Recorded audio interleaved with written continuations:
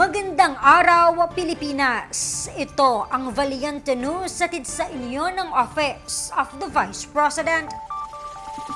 Naging makabuluhan ang inilunsad na Extraordinary the Vice Presidents of the Philippines pop-up exhibit sa San Pedro City, Laguna.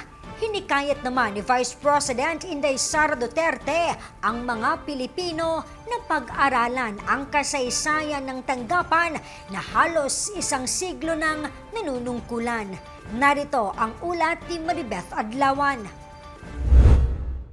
I invite you to step inside and go beyond the summaries and glossy photos. Discover the leaders who served without guarantee of recognition. Look for the decisions that were unpopular but necessary. Let us own the lessons of our history and remember the highest offices in this land belong to anyone who is willing to serve. Naging matagumpay ang pagbubukas ng Extraordinary the Vice President of the Philippines pop-up exhibit sa Robinson's Galleria, South San Pedro City, Laguna. Dinalahan mismo ito ni Vice President Inday Sara Duterte na hinikayat ang mga Pilipino na pag-aralan ang makulay at mahabang kasaysayan ng tanggapan ng pangalawang Pangulo. Sa matagal na panahon, ang Vice Presidency ay itinuturing na isang posisyon ng paghihintay. Ngunit ibang kwento ang isinasalaysay ng exhibit na ito.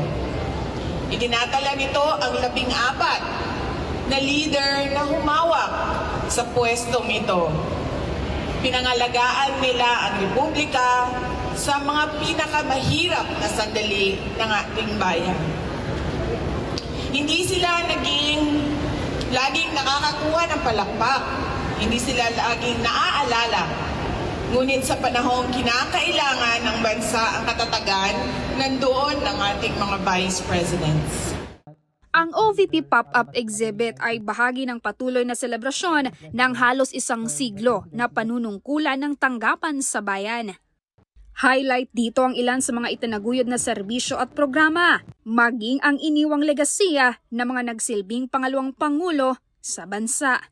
To honor nearly a century of service, we are bringing this exhibit to 90 locations across the archipelago. Because history should not be locked inside museums. It should be brought to the people. It belongs where the people are. Ang OVP pop-up exhibit ay bukas sa publiko hanggang ika-13 ng Mayo.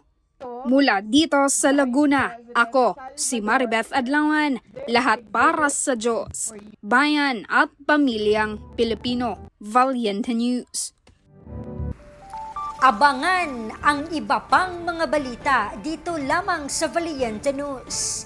Ako si Claudette Loreto. Mahalin natin ang Pilipinas. Maraming salamat.